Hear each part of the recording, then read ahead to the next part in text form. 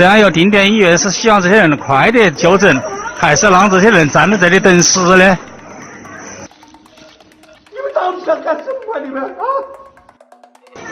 这是在汉口医院，人山人海的病人，很多都是发高烧的。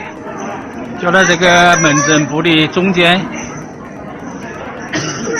有那么3、4个医生在那里分诊。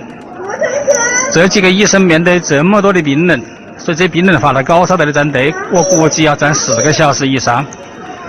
我不知道武汉市政府是怎么来安排这个工作的。这样要定点医院，是希望这些人快点就诊，还是让这些人站在这里等死呢？我警察你们了！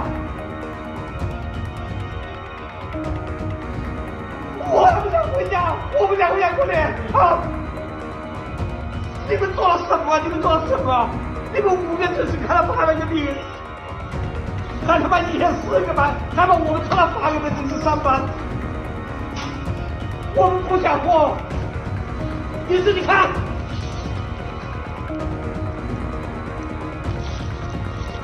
你们到底想干什么？你们啊！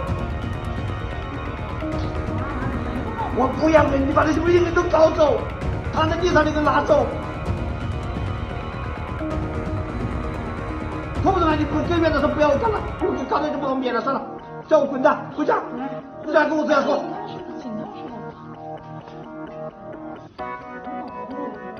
我没有闹，这病床那么多怎么办？叫他们院长过来看。院长谁过来？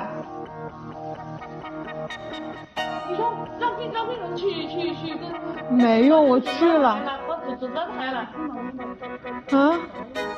我不知道哪个是院长，我去了，我连1、2、3、4、5、市长热线都打了。我要医生，我不要医生，我有医生，我打死人家，我能看病，你把那个地上。